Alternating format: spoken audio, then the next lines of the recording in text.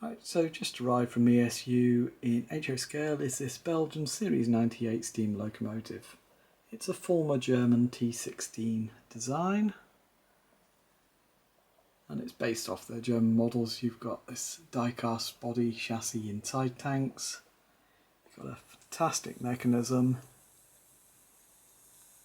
It has been modified for the correct details for the Belgian version.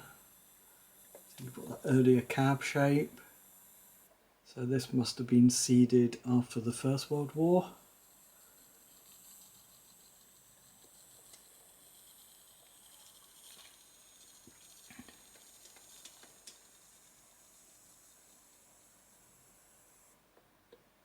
You've got LED headlamp there, and there's also the tail light there.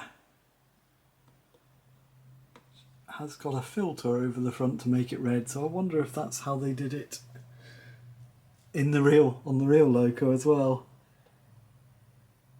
Literally has like a filter put over the top for shunting. We've got main sound, there's 28 functions. Cab light there. There is a firebox glow.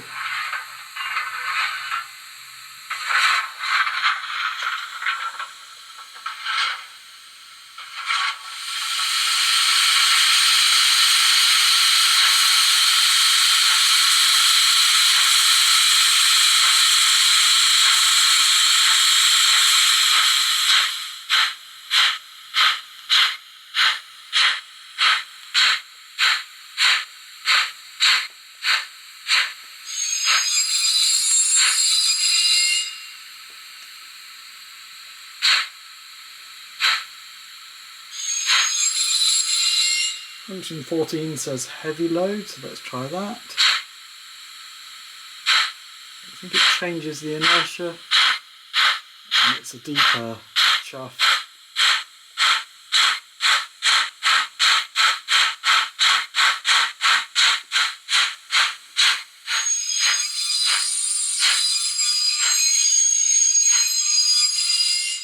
Function 27 says light load, so let's have a go with that.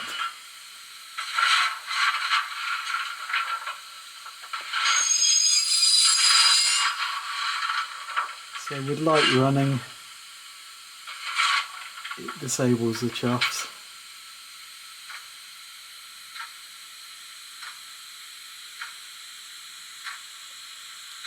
You just get a bit of a clickety-clack going on now. Attentie, perron 2. Passagierstrein met bestemming. Oh, that's quite nice. It's in Belgian. Flemish, is that right? Sorry. My ignorance strikes again. Right.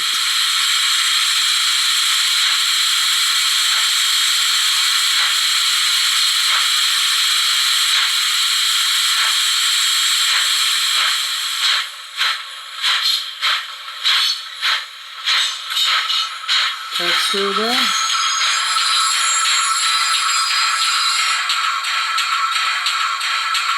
Aandrukken. Nogmaals aandrukken. Okay.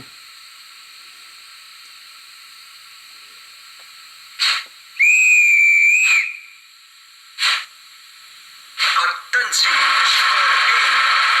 Deze trein rijdt voorbij.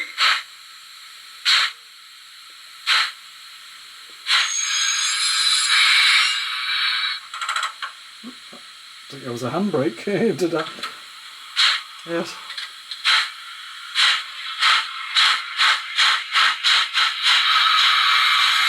Yep, this seems like an emergency stop when you use function 11. So it's different to what the last locos delivered had.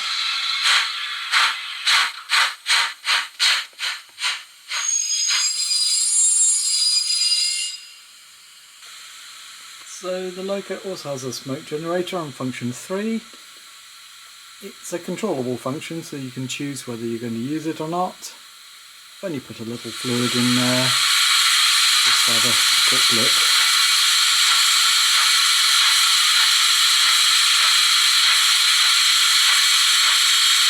It does have a thermal cutout, so it will shut itself down if it gets too hot.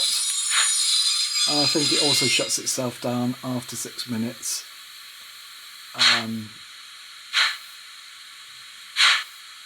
So it is basically a heating element. The body absorbs a lot of heat first, but there are also safety things for it as well. It's controllable, so we can switch it off if we don't want to use it.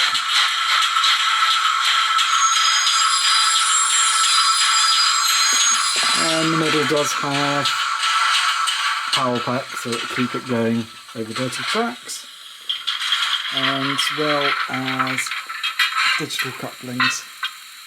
And it's the rear of the loco in the direction of travel.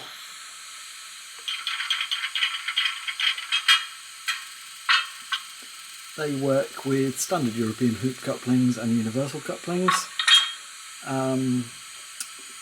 They do have a small height adjustment, so you can shift them up and down a little bit if you need to.